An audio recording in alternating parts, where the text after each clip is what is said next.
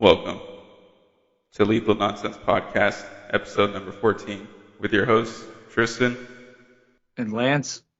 Yep. So I was about that outro. Did you check out my outro I put on the last video? Yeah, that's good. What song is that? What's the name of it exactly? So I put it in the description because that was the stipulation of using it. It's non-copyright, from non-copyright Yeah, sounds. So it's Lemon Fight Stronger, the Champion remix. Available okay, on Spotify, Apple Music, and their website. No copyright sounds. that's good. Just to give some credit. I love that outro. I might change it up eventually with the automated audio. Yeah, that just to go into production of the videos I made with me and you before, like last year. Actually, it was last winter when we filmed that, I think. Might have Or been. we, I was going to use, I believe it was a song from a uh, no copyright kind of site, but I decided just to use because it fit the comedic tone I was going for. I just went with the troll song and Troll. crossed my fingers I wasn't going to get a copyright strike for it. I think 30 seconds is legal. Yeah, it's I think I'll have to go back on it. I think it was only like a good 15-20 second outro ending, so I was fine, but you never know with this new algorithm crap. Yeah, they said I couldn't monetize my last video because I had Halo trailers on there. Oh no, like 2 cents lost of revenue. I know. Because they're making so much money off. Well, I mean, I guess they're making. Don't you make .03 cents per view or something like that? I don't know. That's the last I heard. And that, well, I mean, that was probably over 5 years ago by now. The only person I know on YouTube who actually has a following, I'm not gonna legally mention him, so for things, but you know how it is. Illegally mention him. I'm just kidding. But so what topics do we have today? There's been quite a bit, which Lance and I didn't expect to, but quite a bit's been happening in our realm. First Yeah, being the, our neck of the woods. yeah, first being the, well, I'll preface this by saying I really don't know anything about the series or the movie. I was hoping to what? I was, You were hoping to watch the movie, but you never got around to because you were at Comic-Con. yeah, yeah, that happened. So, because we were planning on doing this, and I know Lance is familiar with the series and wanted to talk about it, so I guess I'll have outside looking in perspective. I'll watch it probably whenever it comes out on streaming services. Yeah, Honestly, honestly, that's about what it deserves. yeah. So, tell us about this movie, Lance. What are your thoughts on it? What was it about? Because I know nothing. Um, The just Uncharted to movie. clue everyone, what we're talking about is the Uncharted movie. And this movie is I probably enjoyed it more than a lot of people because I am a big fan of the Uncharted games. I've been playing them for a long time. I'm familiar with the series. I played all the games except the last one, which is with the two female protagonists. I haven't got around to playing that one yet. And I enjoyed all the games. I am a fan of the series. uh Going to this movie, my expectations, because I had heard, it's a very middle of the road movie. It's a very, what you'd expect for the Uncharted movie. I went in with about that expectation, with about the okay, this is probably just me, and I was actually surprised for what I watched.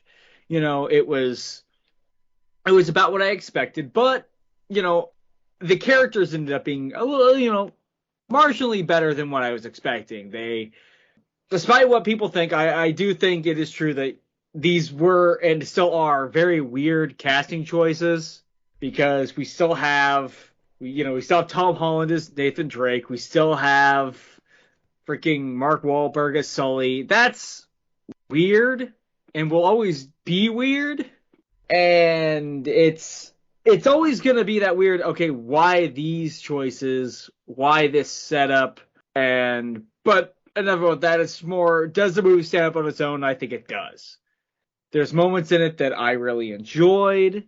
There's moments that I wasn't. I thought when I heard about them, I thought they were just gonna be flybys and you didn't really, didn't care about. But I enjoyed it for what it was trying to be, and that was exactly what the games were. They were basically action scene upon action scene with, you know, there were, don't get me wrong, the stories in those games are really, really good, but that, to me, that never felt like it was the entire focus. The gameplay and the action set pieces were just as important.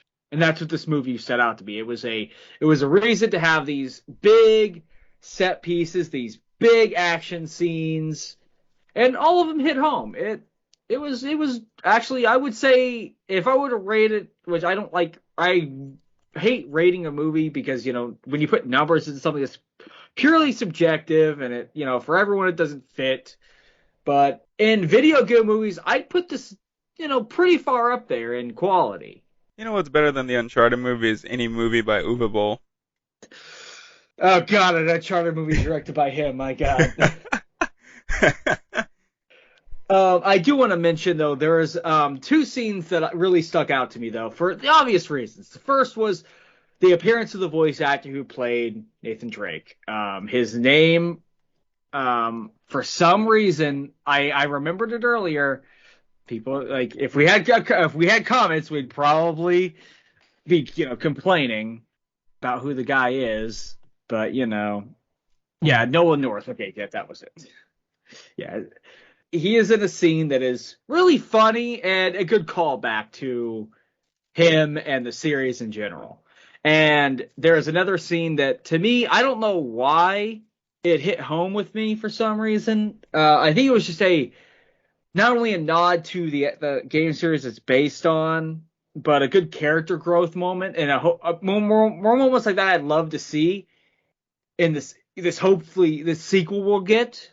But there is a scene during the climax of the film where for the entire time Nathan Drake he didn't use a gun the entire time, and he basically fights this guy who he's the guy's trying to shoot him, and he knocks him out or kills him, whatever you want to say. And he gets the weapon vest, or basically the holder that wraps around his back and front with the gun, and then the Uncharted theme starts playing. And it's the first time I saw, not only Tom Holland looking like Nathan Drake, but that was the first time I really saw what I literally saw was Nathan Drake. I didn't see anything else but that. And I really enjoyed that scene. And I can't really pinpoint it exactly. Yeah, I like whenever adaptations use the original video game soundtracks because it makes it feel like it's the actual of the series as opposed to just, throwing in Yeah. modern day music or whatever's, hip at the time. Mm-hmm. Which the movie has a lot of its own music, which it's fine. But when it does play, it knows when to play the theme. It plays it a couple of times, and when it's good. It's good to hear, and you also hear it during the credits, and that was really great. And I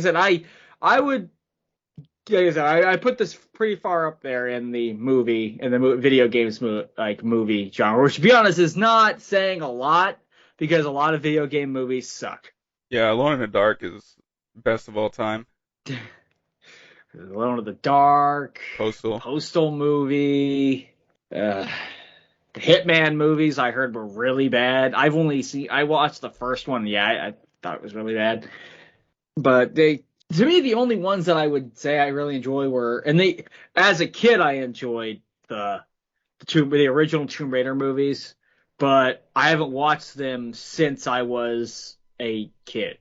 So yeah, I watched the one, and I remember it being okay. I don't remember it being spectacular. Yeah, I just haven't watched them in a long time, so I could be completely wrong. Yeah, but one that I did watch recently, I did like was Silent Hill. I thought that was a pretty good adaptation. I'm not knowing the background or anything about Probably it. gonna get a lot of crap from saying that though, because Oh well.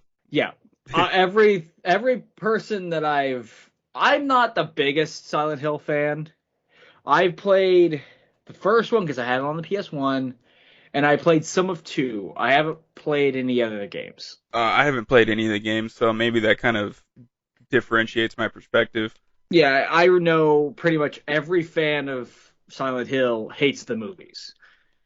So Fumbles like Silent Hill. Well, I don't think he's ever played any of the games. I think he has, but Huh. he didn't like the later movies. Was it Silent Hill or Resident Evil? I thought he said that he had played Silent Hill, but Oh, actually I I don't didn't know. know. I originally thought because I didn't know anything about it at the time, and then I was just a kid whenever I saw it. But I always thought that Resident Evil games were based off of the movies, not the other way around. I had no idea. Um, yeah, I played the Resident Evil games when I was too young to be playing them.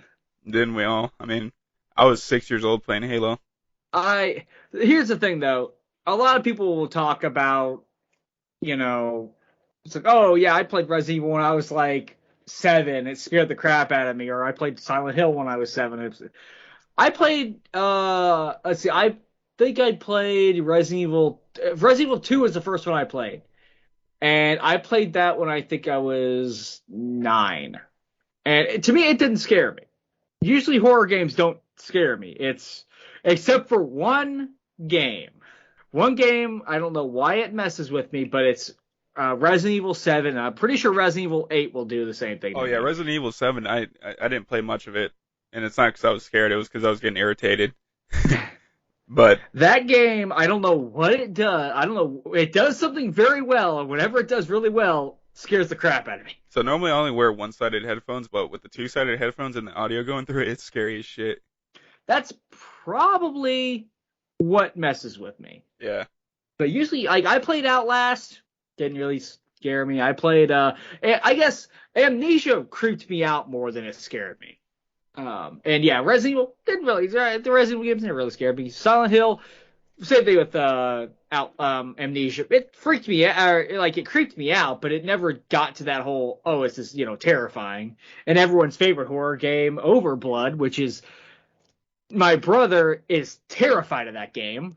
I will play like every Halloween. I will play the theme song to that, like the opening theme of it. And he will he'll get visually uncomfortable just by hearing that theme because it brings back. He never finished that game because he was so scared of it. He didn't finish either of the Resident Evil games because he was so scared of them either. You was scared of Resident Evil? I distinctly remember this is years ago. This must have been in 2004 or 5. I don't know. I was just replaying Resident Evil 2 on at the time I was playing on PS2, and I gave him the controller because I knew it was going to happen. There was a part where you walk into this room and a dog, or I think it was dog or liquor or something, jumps through this window at you. I think it was like the interrogation room where I had those one-sided glass things. It jumps through. Jeremy freaking he basically was deer in the headlights kind of thing. I So he doesn't do very well at all with horror games. bet he loves Dead Space. I don't think he's ever actually played Dead Space.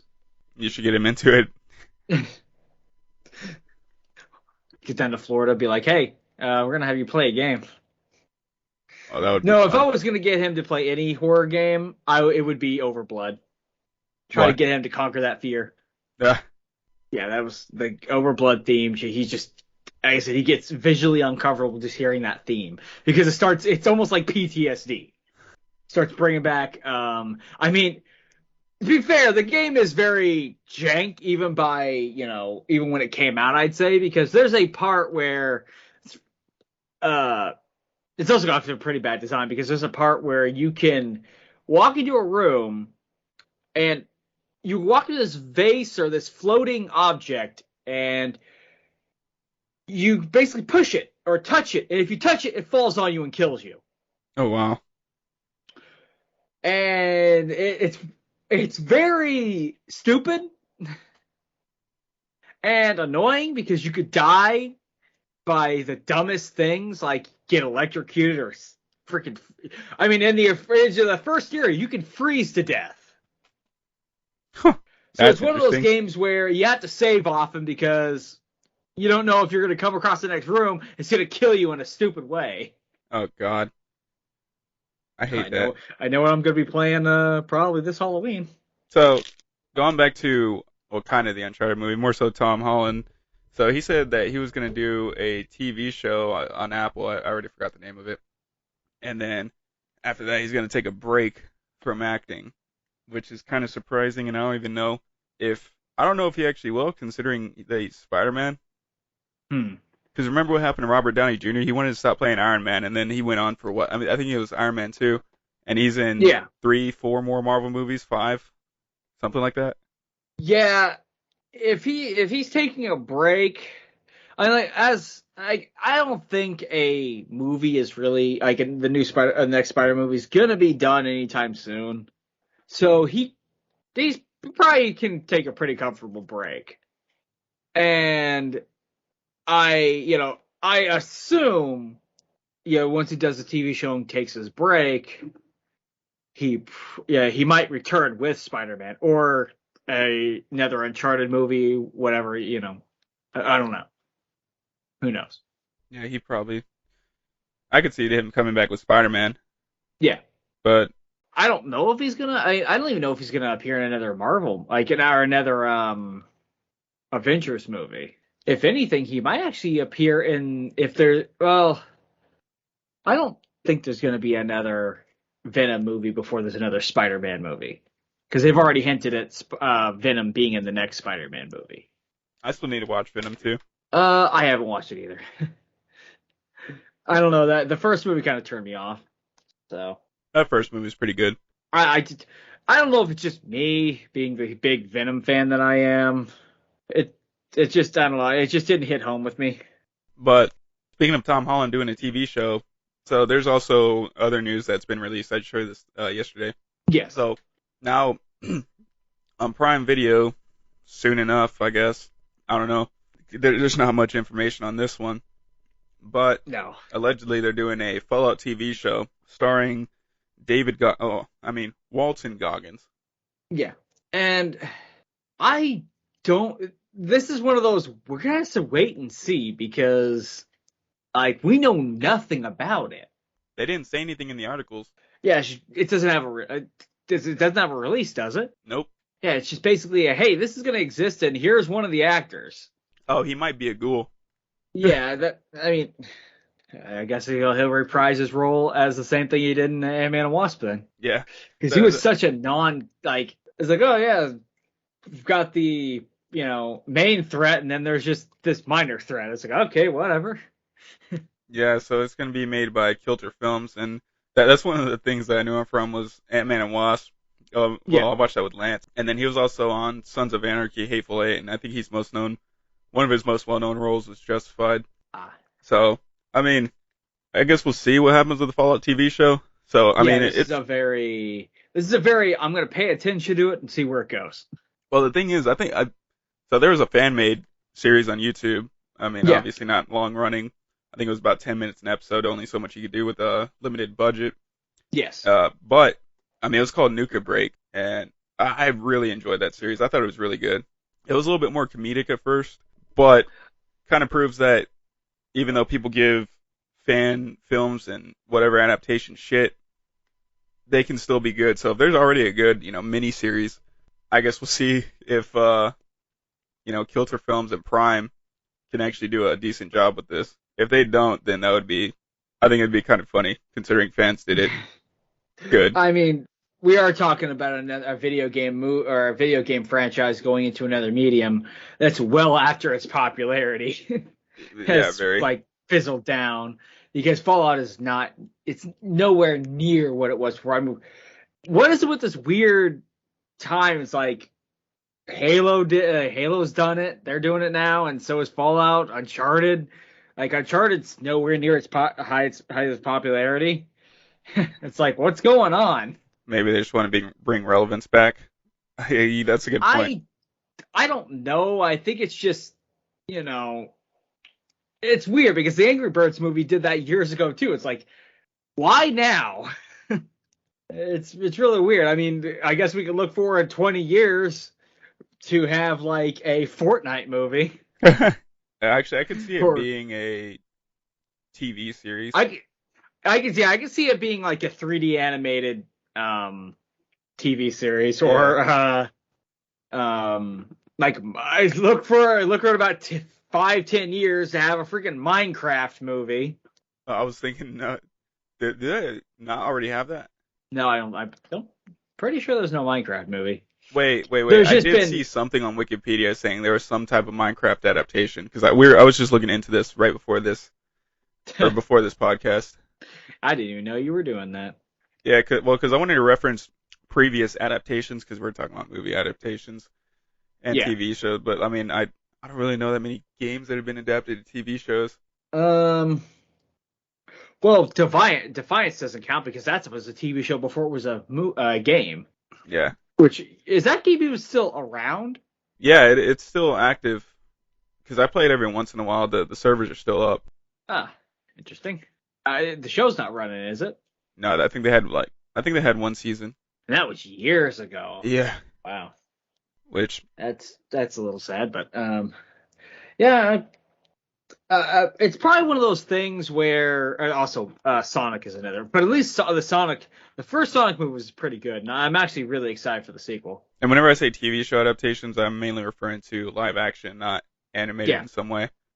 Yes. I can't Like really think of any series that I followed that turned from game to animated off yeah. the top of my head. Well, Sonic had one with Sonic Boom, and it ended up the show ended up being leagues and leagues better than the actual game. Better writing, better jokes, better pace, everything. You know, it felt like it should have been a show first, then a game, or not been a game at all. At that point. Yeah, it just wasn't. Rise of the Lyric was not a good game. Good show though. I watched some episodes of it. It's pretty good. Yeah. But like I said, my Minecraft movie will be interesting because we already saw how the whole story mode thing came out, and I don't remember anyone. I don't know anyone who talks about the game today. About Minecraft? The Minecraft story mode, the Tall Tale game. Oh, I forgot that they did that. I thought you were talking about the Diablo clone. No, that's Dungeons. I don't hear really anyone talking about that either. But I just, it could just be the fact that I'm not a big fan of those kind of games. The only one I ever played was Diablo 1, and I didn't play anything else. Well, I heard Diablo 3 sucks. I have a friend who tried to get me into 2, but it just wasn't anything that I was interested in. So, actually, I'm looking at the Wikipedia page right now. Minecraft, it's upcoming. A Minecraft movie by Warner Bros. I remember hearing about it. I think it's been upcoming for years. Oh, so it's probably going to be like Splinter Cell that they say they'll do an adaptation and then it kind of just falls off the face of the earth. As going back to the subject, Uncharted was in development hell for years. And then they decided to cast a very young-looking Nathan Drake. Yes. But that I didn't understand, and I think we talked about that before. I don't remember if it was on or off the air. Well, my wariness, the whole critique still stands. I still think there were better actors to play Nathan Drake, and of course Sully as well. It's still, like I said, I'm glad that it raises above those problems. To me, I could honestly, if it wasn't the fact that he's passed away now, if they would have done it years ago, I think if they just could have got something with his Scottish accent, the person I saw most fit, everyone, people are probably like, wow, him. But Sean Connery, to me, fit like that bill. But that was also years ago when I first heard about it, because I'm like, when I was talking this with a friend, he was like, who could play Sullivan? I'm like, how about, because at the time, to me, he looked more in line, before his health went farther downhill. But yeah, I thought him, and there were things going around with Nathan Fillion. I think he was in a fan film. I just saw that on YouTube. And everyone wanted him because, to me, that's a perfect fit. I think that would have been really cool, but Sony obviously wanted. This isn't a. They might have just wanted to cash in on his hype after Spider-Man. Yeah, they wanted someone who is a very big popular actor who is going to sell tickets. He made his money on Spider-Man, so he could do the same thing for Uncharted. Well, I mean, they cast him. I think the movie was probably done. The film was filmed way before Spider-Man, of course, but before the newest one. But he's made him a lot of money on the previous ones. But he's also the new big up and coming actor. and now he's gonna take a break. Uh, Which not saying anything. I think he's deserved a break. Yeah, I do too. I mean, I bet filming Marvel movies, filming in general is just hard work. Yeah, I'm not gonna act like he hasn't deserved the break. He has. So take your break, and then like I say, he'll come back probably either with the Star Wars or Star Wars, fucking, uh, um, with either Maybe he will in Uncharted, the TV shows. either Uncharted or another Spider-Man movie or something else completely out of left field, like Uncharted was. Dude, with all the money he's made, he probably doesn't even have to work again if he invested it right. As much as With Spider-Man? Spider-Man made, I don't think he has to work. Period. Yeah.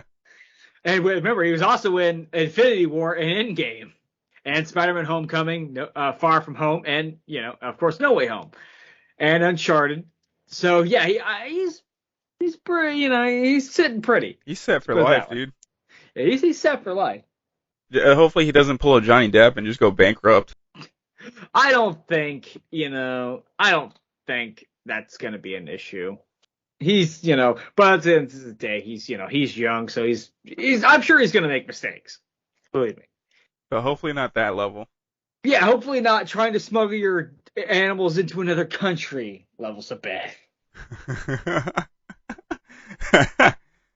That's funny. If anyone doesn't get that reference, look up what him and Johnny Depp and his wife tried to do.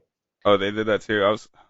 Yeah. I've heard of somebody doing that. I didn't know Johnny Depp did that. Yes, it was Johnny Depp and his wife.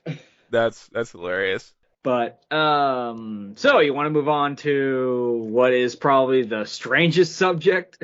Yeah, I barely heard about this probably 3, 4 days ago. My brother told me. So I heard about Steam trying to get into the console game with the Steam box years ago. I just, everybody was making a big deal about it, and then, Yes. it died off. I heard just went dead. Nobody said anything. So, and I didn't hear anything about this till 3, 4 days ago. I was talking with my brother. I didn't hear anybody else talking about it. I don't see anybody posting about this Steam Deck. I mean, I had to go out and look for this information, because none of the pages I follow share this. Mhm. But so they're coming out with this basically this handheld device that's I guess it's supposed to be a competitor to the Switch. You can start pre-ordering this 25th of February for $5. You have like 3 days to pre-order from the time of receipt of your email notification, or your reservation will go to the next person in queue. But basically, it's a handheld gaming. This article specifies it's a PC, not a console, because you can plug it into your TV, hook up controllers, mouse, keyboard. You can even install Windows, but people don't know how well it's going to work because it has Proton. I guess it's a compatibility tool that allows you to use Windows, but they don't know if for sure, how well it's going to work, or at least this is what the articles that I'm reading are saying. You can't get it in stores because since when does Steam ever really team up with somebody like Walmart? I think the only time, I mean, I bought my copy on the 360 Portal 2. I bought at Walmart, but that's a console game. They don't seem to really like to go mainstream. They seem to like to have everything on their site. Well, I mean, when you're selling your own game when you own Steam, which is the biggest digital distribution, it makes sense.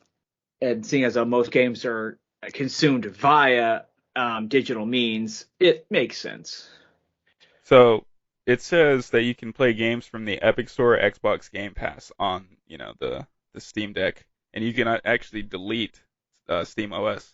Which, yeah, you basically could turn it into a mobile PC at that point. That's exactly what it's meant to be, because they're not really too restrictive. They're not really the type to really say fuck you to other companies, not as hard as they are to everybody else. Yeah. Hence why we're still not able to get cross compatibility for some games. Because, well, I mean, now it's a lot better, but back in the day it was. Yeah, back in the early Xbox One and PS4 days, cross compatibility was something that was a very touchy subject for the other companies. Yeah, I think I heard that Sony was playing more hardball than Microsoft with that.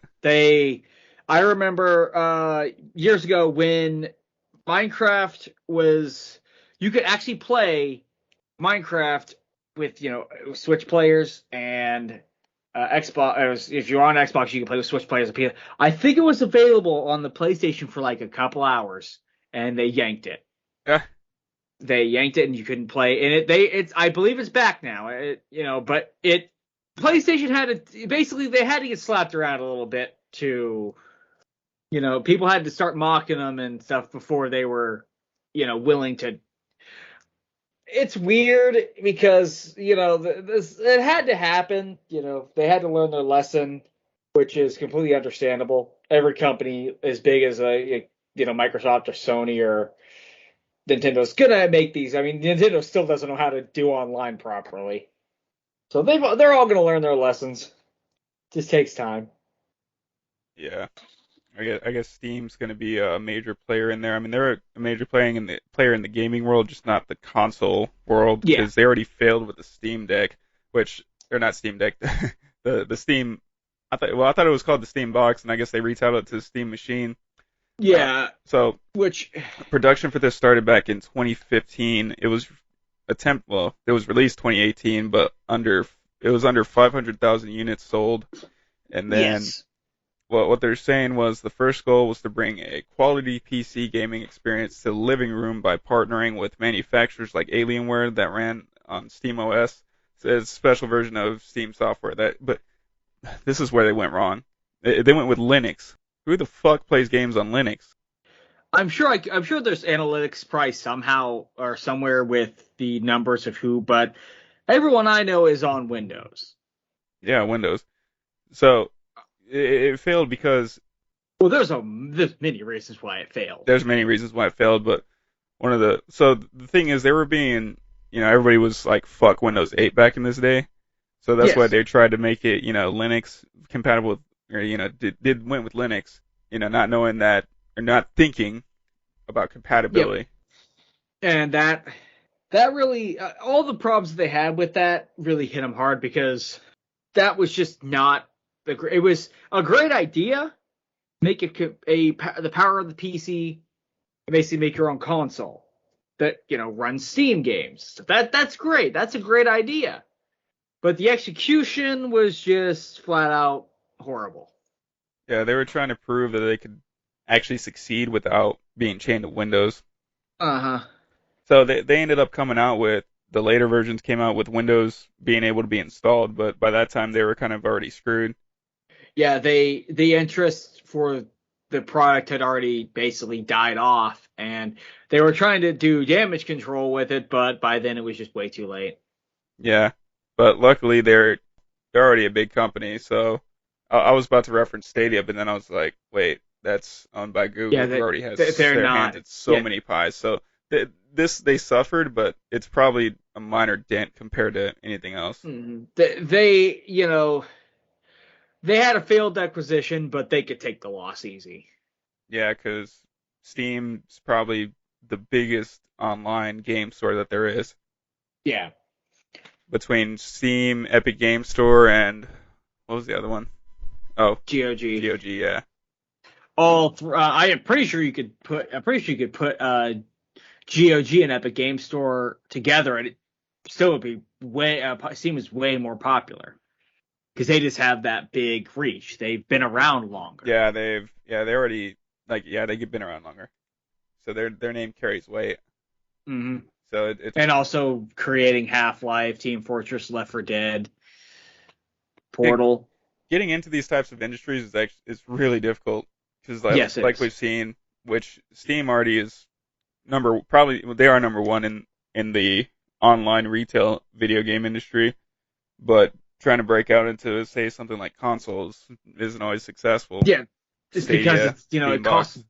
millions of dollars to do any of this. Yeah, so you already have to be pre-existing in whatever realm that you're choosing, Yeah. except for video games specifically. Hmm. But as far as The reason, platform or stores, yeah, yeah, there's a reason why there are only really three big players in the video game industry. because they're proven and Yeah, they're they're already proven, they're reliable, and they have a big fan base. yeah, and it's hard once you get that loyalty to get anybody to switch over. Hmm. Yep, and that I'm sure because what the Steam Deck is basically just a portable PC. I I'm pretty sure. it's gonna sell sell units. I just don't know if it's going to be successful because what you're essentially doing is just creating a portable PC. with unknown compatibility. Well, because Mm-hmm. they say they already have I believe they have a list of all the games that you can already play on there. I only saw the article title, but you can they have a list of all the games you can play on there, and then they say from Epic Games Store or Xbox Game Pass the compatibility is unknown according to these articles. So it sounds like they're partially shooting in the dark and hoping they hit the target. You know? Yeah, and this is another one where I'm like, this is a big wait and see because it could go either way. If they truly put their heart and soul into this and you know, learn from their mistakes with the Steam box or whatever you want to call it, we could see a really good portable machine that could be really good. Basically, a more powerful, Switch. a more powerful Switch with a bit able, it's able to play Steam games. So what's the Switch's battery life? I have no idea. I don't own one. Wait, before I continue, let me look that up. But I assume it probably goes by game you're playing. I think it varies depending on which game and how intensive it is. So yeah, I could see that. I mean, if you're playing Witcher, I'd imagine it'd probably be 2 hours I assume compared you to. probably get 20 minutes. So it So says 4 hours 40 minutes on the 2019 model, 5 hours for the Nintendo Switch OLED.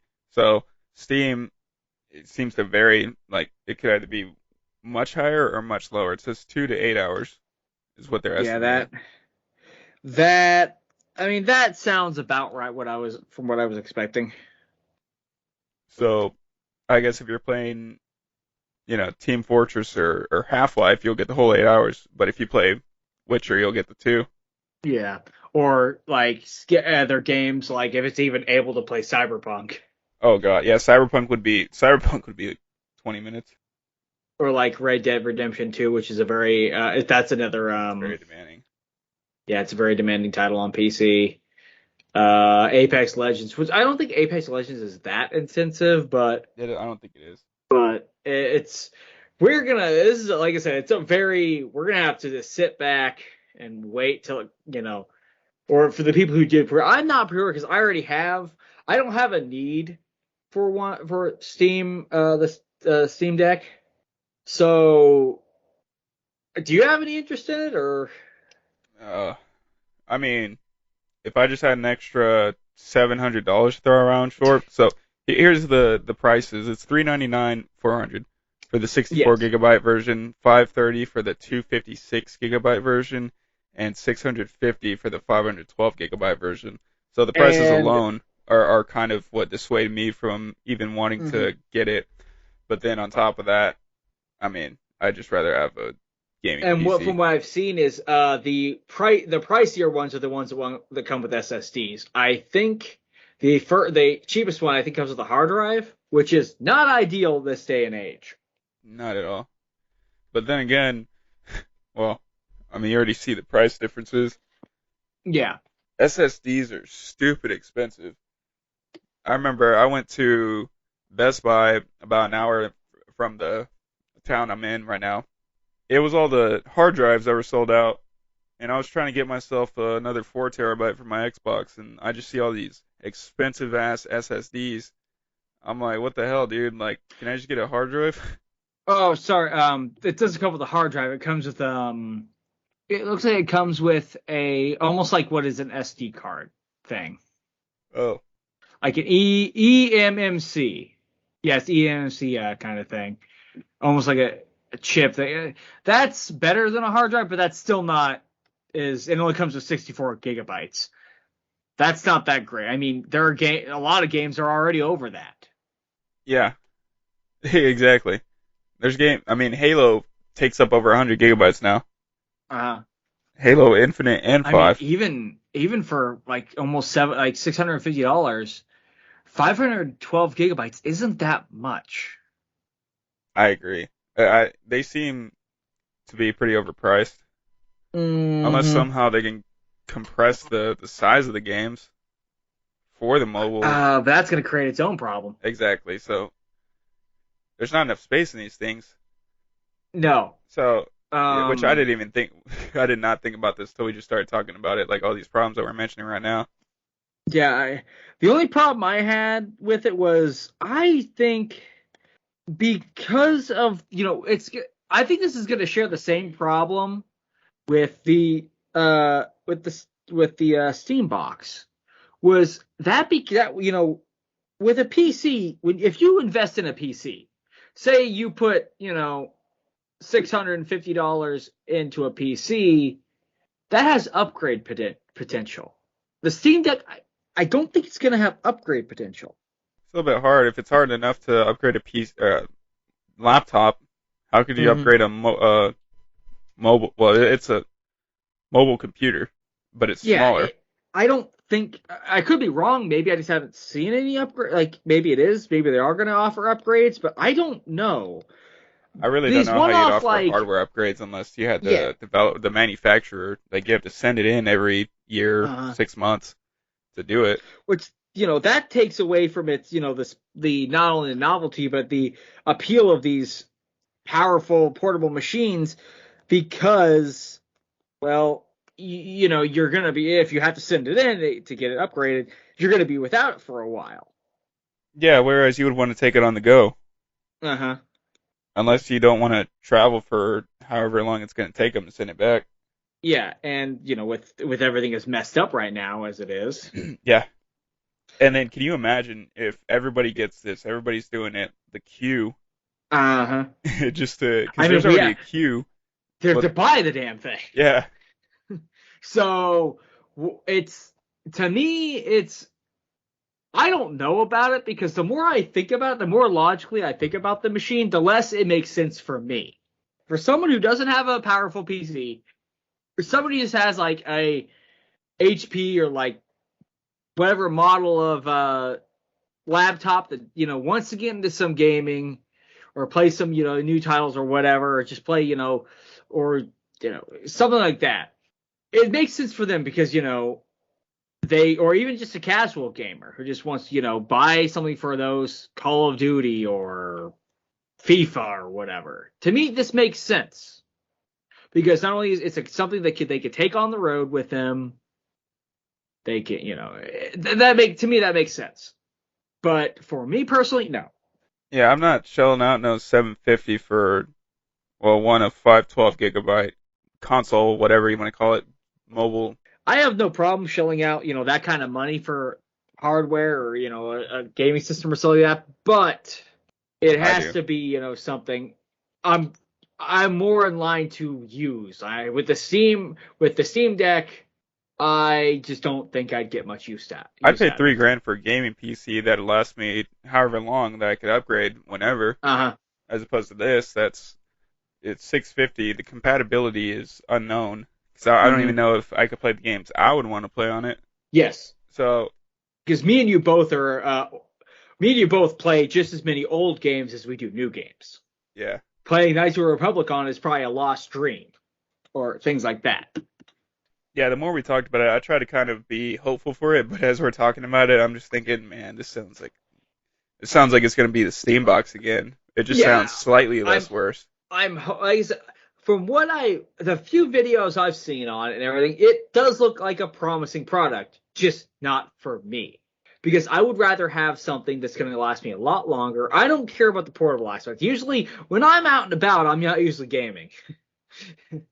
Yeah, So to me, it doesn't fit around what I expect or what I need. But like I said, I'm sure there are people out there who are super excited for this thing, are going to get a lot of hours in, like use it to death. You use it, get their money's worth. till the battery runs out.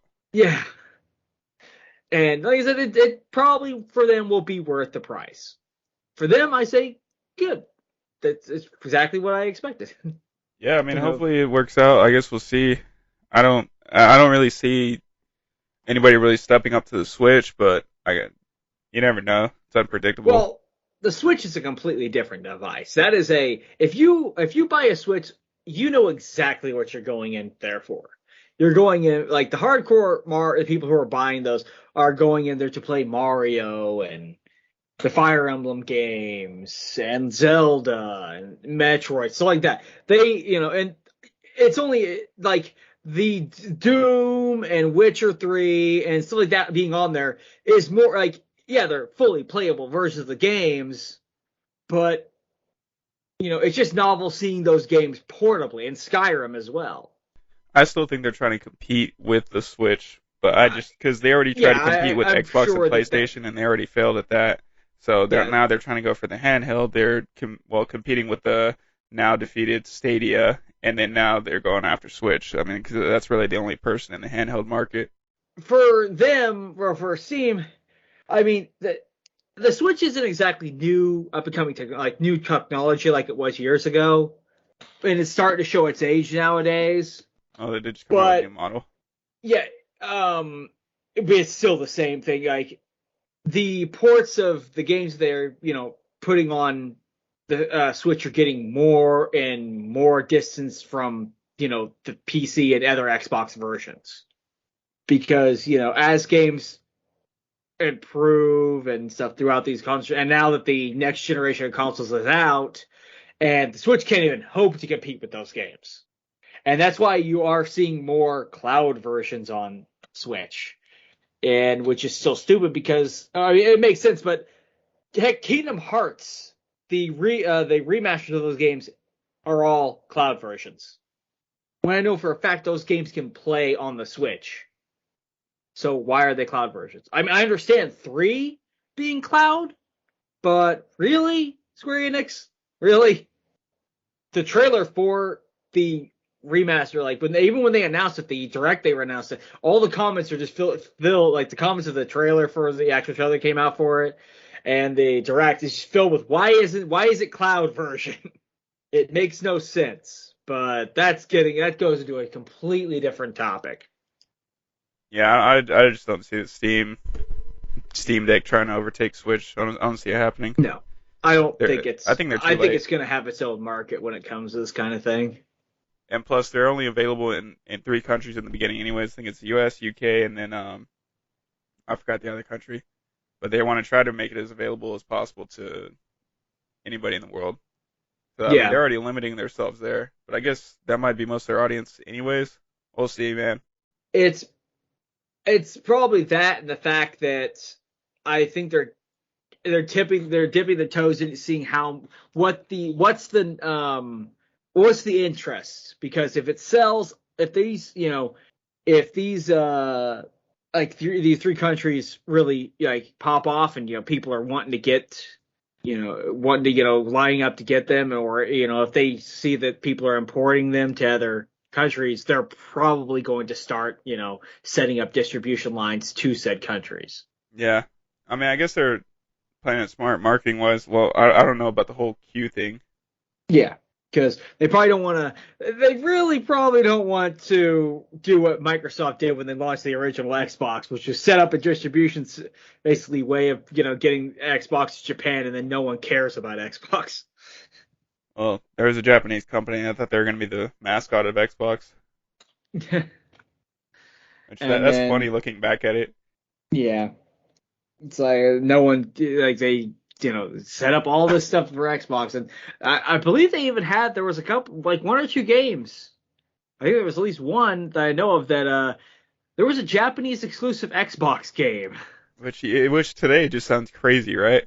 Yeah, but back then they tried hard to get to break that thing and get into the Japanese market, but it just didn't happen.